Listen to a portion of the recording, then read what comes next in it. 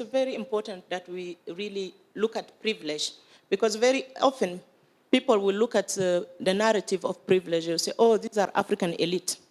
Yeah, so elite have responsibility. Because we have been privileged, like in my position, to be highly educated. I come from the Sahel. And I think when you hear the story of Niger, Burkina Faso, Mali, you will only hear the stories of negativity, drought, Boko Haram, etc., etc. But the privilege of my education is to tell people, how did we come to condition such as this one that allow negative representation, where in reality, the majority of the narratives should have been positive. Mm-hmm. So the privilege of being educated, not schooled, and I want to emphasize it. When we are critically educated, we process knowledge very critically. It's not just information that we regurgitate without any kind of understanding.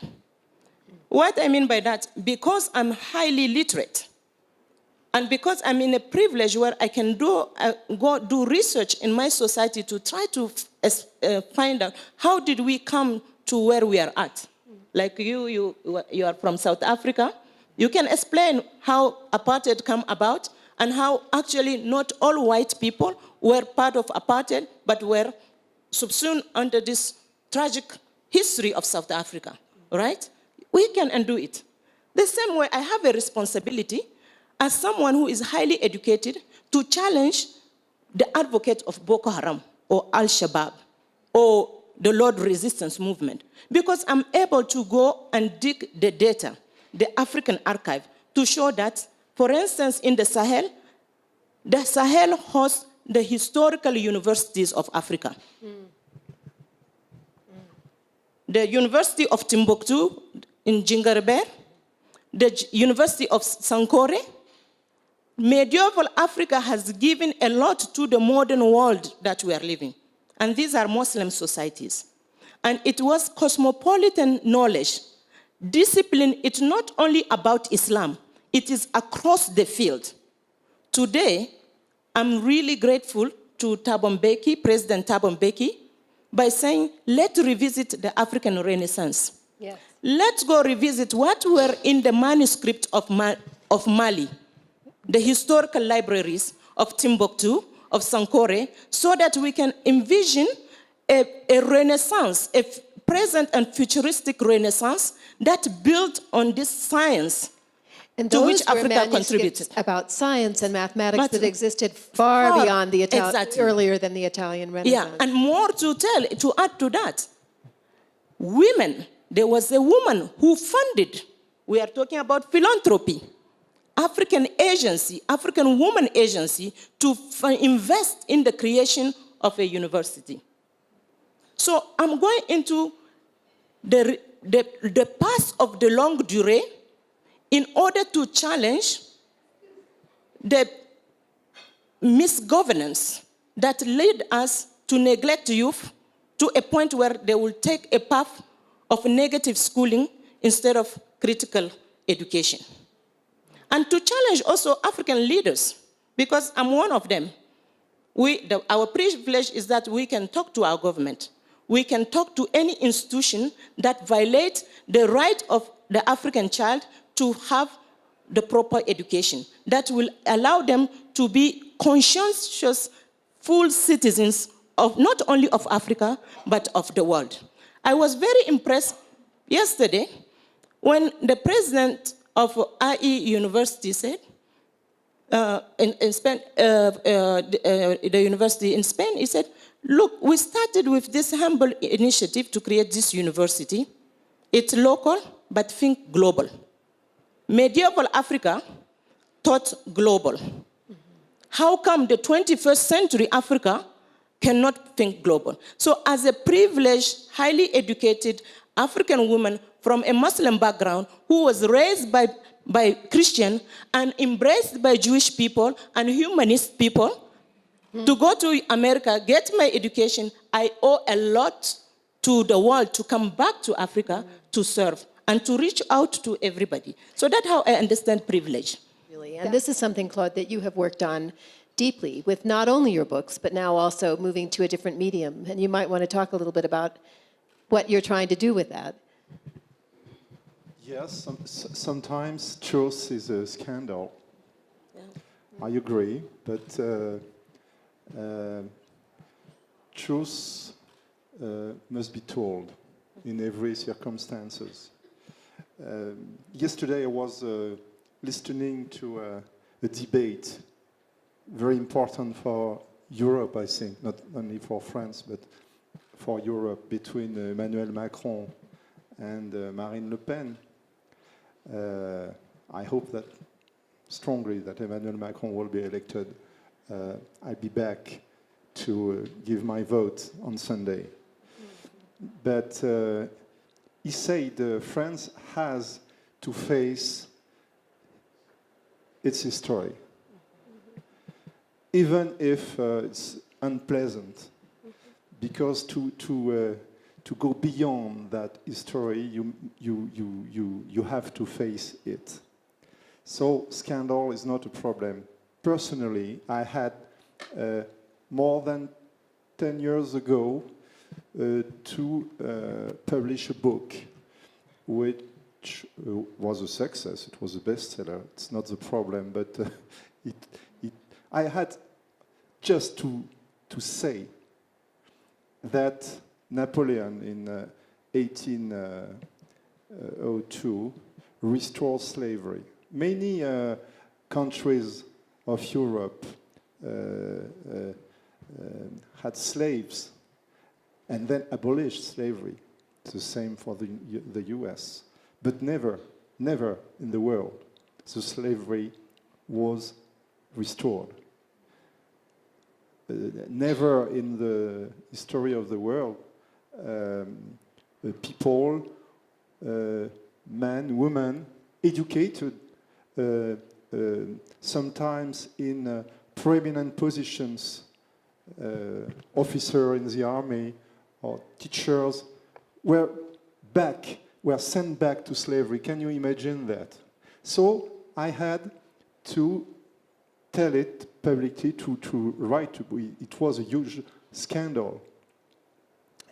Because, as you know, not only Napoleon, who is in France a prominent personality, not in England, but in France he is. Napoleon not only restored slavery, but did it in a very brutal way. In the French West Indies, and he attempted to do it, as you know, in the former colony of Santo Domingo, but he could not do it, and they became free under the name of Haiti. And then France tried to go back to Haiti. During many years, they tried to come back to there was a debarkment in 1822, but they could not do that. And Haiti had to pay a huge sum of money, an equivalent to $21 billion to France to be free. And they paid till 1982. From 1804 till 1982. It's the reason why Haiti is in a position so poor, Haiti is still in the misery. And France feared Haiti because, of course, it was the first black republic, and because they, in spite of that, they won against Napoleon. So I had to tell that, and to tell how I'm sorry to say there is no comparison with other tragedies, but in 1802, Napoleon used gas, sulfur dioxide, to kill black people just because they were black, civilian and soldiers, but also civilians.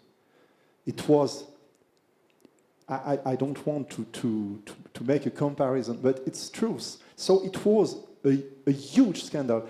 But I had to publish that book. And I think that it can, it's not against Napoleon. I'm sure that he is a hero in a certain way. But he's a tragical hero, and I had to tell that. It was a choice. I could choose because getting the Legion of Honor, the higher medal in France, but Napoleon created Legion of Honor. That's a beautiful Or telling irony. the truth. It was a choice for a man like me, but I did it, and I published my book. So each of you have been incredibly brave and powerful with your privilege in uncovering stories that need to be told. In your experience, and I know you are now beginning to experience, for example, with video and story told in a different form, but in your experience, what makes the real stories travel? What helps them break through? What works? You talk a lot about how you do it through students, through scholarships, through the lived lives of people. Yes. What do you see working? So what I see working is when you recognize the agency of the learner. That the same way we are teachers, we are imparting knowledge. We have to recognize that the person who is receiving that knowledge is also an intelligent person and has an agency. And if we develop critical thinking and impart that knowledge in an ethical way, then it will trigger the consciousness of the person to revisit some of the assumptions. So for instance, for me, now, one of the ways I try to challenge the views, because my research, one has to also be faithful and try to really, the ethics of research, to represent the data according to what the facts are. So facts are interpreted within different framework, right? But let's suppose that I'm looking at, my research is to challenge the idea that in Muslim society, women are not allowed to have a public life. So I have to do it scientifically. And then once I do it scientifically, that is to present the data. So for instance, now in Nigeria and Cameroon and Niger, we have this tragedy of Boko Haram challenging the idea that schooling for girls or for anybody is haram or Western knowledge. I say, okay, I want to go from the African point of view, scientifically. So I revisit the African library. Because Africa had its own library before European brought libraries. That's why it's very important to look at medieval Africa and what it has produced in terms of knowledge production through the Islamic societies. So Mali is very important. Sokoto is very important because Sokoto also has produced women intellectuals like Nana Asmau, right? So how come if Nana Asmau and all her sisters, Nana Asmau was born in the late 1700s, and when we go look at the body of material that she has written herself, using both Arabic, Fulfulde, Hausa, Tamashek, 4 languages, to write poetry. She is a woman of letters. She is a political ideologist. she is also a woman who empowered the women that her own fathers conquered, because you cannot reproduce a society without really giving something to the new subject of the new society. So how come within that same society today, in the 21st century, women do not even have a memory of all this history of women's leadership? We can critique that this is a woman who participated to the patriarchal project of empire. So did so many women in even the Western world, Asian world. But she was literate. And there were other women.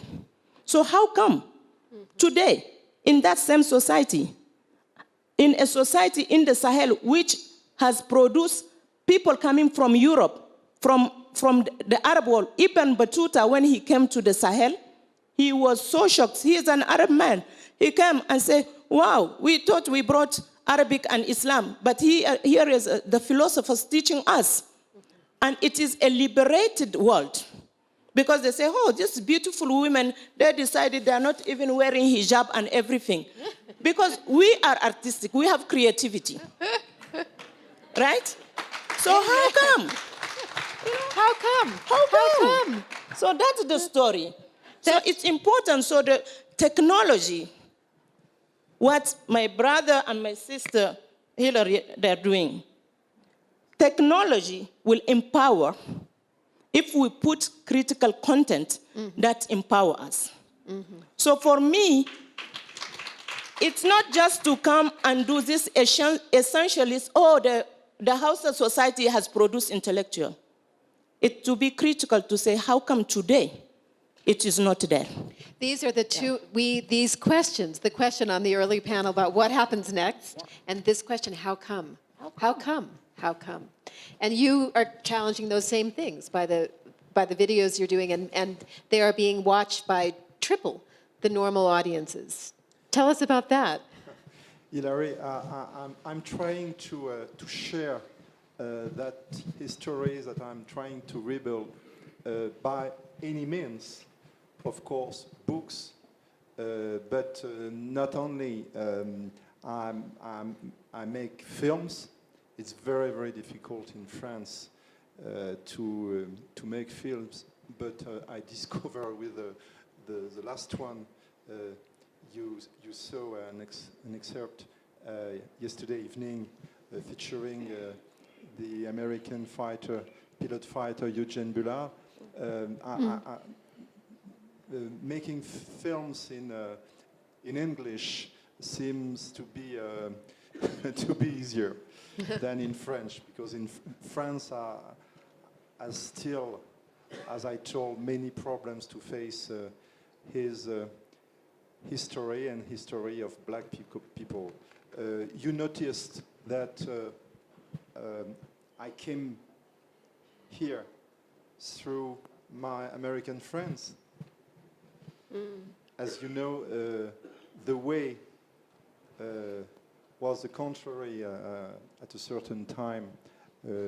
We were going from Africa to America and then to Europe. So I had to take the way from Europe to America and back to Africa. It's very important, and it makes sense, especially for you, Kofi, with your organization, Africa America.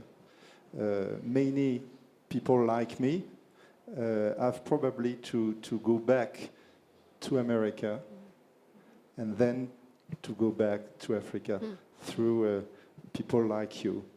So the problem, in a moment, you will view the film made by my prestigious colleague Henry Gates, and you will see at that moment that it's very, very difficult to find illustrations of our history because those images does not exist. We have to rebuild that too when we make movies what can we show? Buildings, people living now, landscapes, and we can speak about that. But images are to rebuild. As you know, our history has been written by hunters, and images has been taken by hunters with dead lions. And we have also to make that work. It's very, very, very difficult, because, for example, when I have to make a documentary, for example, on Eugene Bullard, how to show Eugene Bullard without having fiction images, fiction scenes, but it's very, even for a documentary, it's very, very expensive to make, and it's the same for our friend Louis Gates. He had to illustrate his fantastic documentary. It's very, very difficult to do. So we have to rebuild our history by any means, teaching, Yes.